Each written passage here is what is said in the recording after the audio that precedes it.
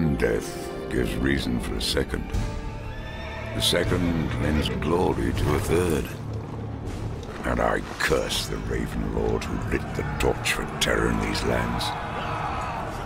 Some say he was mortal, a warlord thirsty for power, and the bloodlust and destruction he unleashed was real enough. But I say he rose from hell. The land you're standing on now was burning with hatred. Humanity itself disappearing like smoke.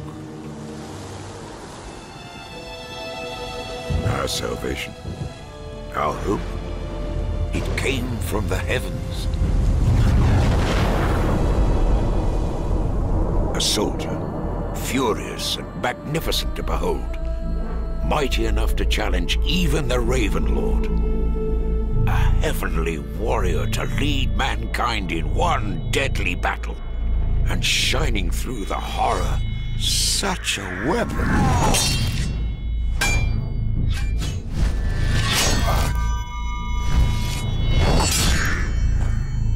When the battle ended and our world was saved, the heavenly warrior had vanished. Only his weapon remained. And so was born the legend of our heavenly sword. And thousands would die for it. As generations passed, the heavenly warrior lived on only in legend. But his sword's hold on mankind had only just begun. Salvation, survival, and peace just weren't enough. No. Men tore each other's flesh apart to wield the sword's heavenly power. They murdered for it, butchered with it, and in turn were slaughtered for clutching it. And to see this cycle of destruction, I swear it stirred the wrath of the gods. The sword itself began to feed on the bloodlust of its masters. It hungered for the souls of men, and those who wielded it would soon be consumed by it. Death, agonizing and inevitable. This sword, once a blessing upon mankind, had become a curse.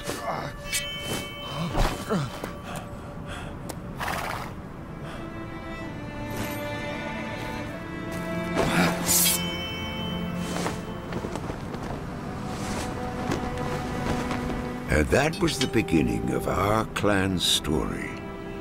With those first nomadic warriors who forged our legacy and duty to be sole custodians of the sword, to keep it from the grasp of mankind, and so protect the world from its insatiable appetite.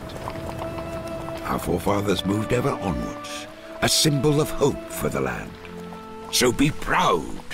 For years our clan sustained this tireless vigil, and as we roamed, we waited for a day of glory so long foretold, when the legendary warrior would return to these lands and reclaim his heavenly sword.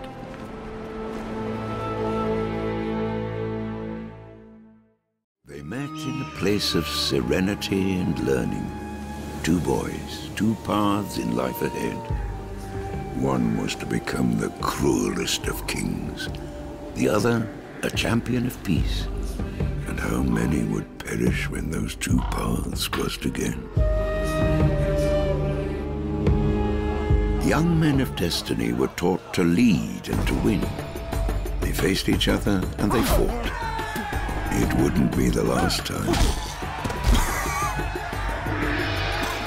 He was going to emerge as the finest of kings, a valiant warrior. He was trained to fight with dignity. But honor and goodness, he didn't possess.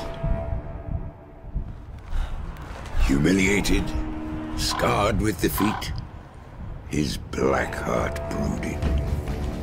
He dreamed of a glorious future, but those secret hopes were swiped away with violence and contempt. He vowed revenge, and this much he knew: his time would come. I tell you this, he was as malevolent and vicious then as he is now. And he thirsted for power.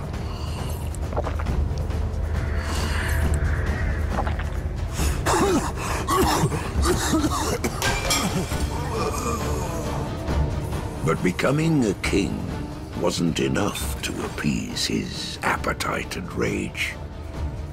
He wanted to become a god. And for that, he needed the heavenly sword.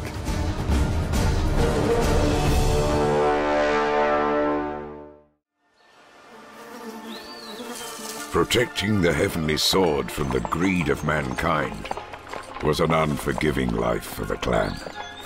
We faced endless hardship and persecution, and knew that every step we took could be our last.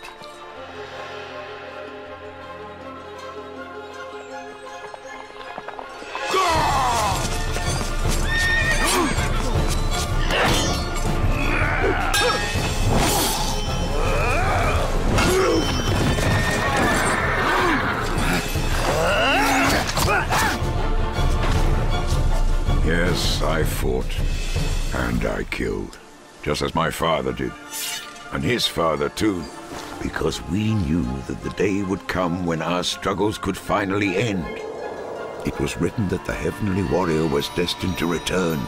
In the year of the Firehorse, on the 5th day, he would reclaim his sword and lead mankind to salvation.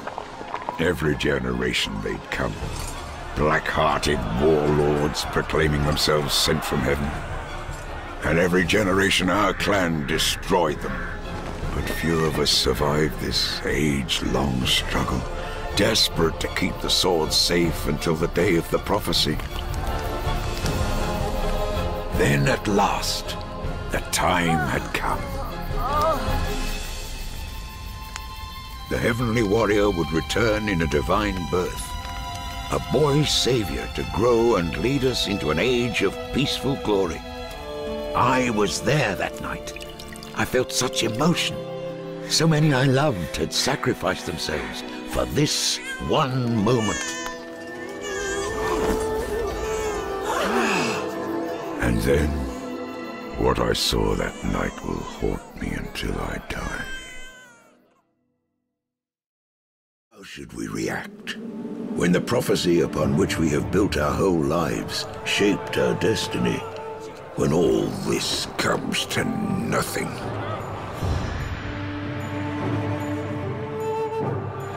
So many were sacrificed.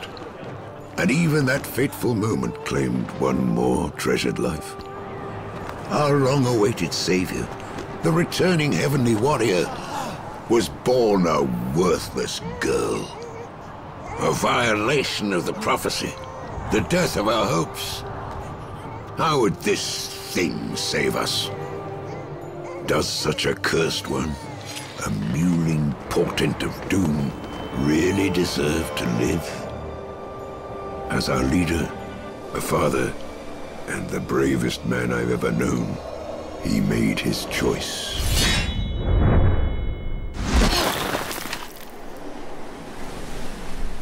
She was to live and grow alone, begrudged and despised, blamed for every hardship, every loss to our dwindling clan. But through those lonely years, her solemn father was quietly creating a warrior. And now this courageous girl, this jewel we came so close to crushing, is our last and only hope.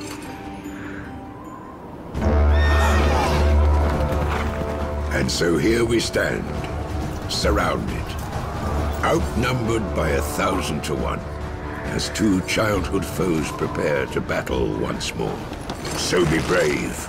This is what it's all been leading to. Now is the moment when the warrior must rise.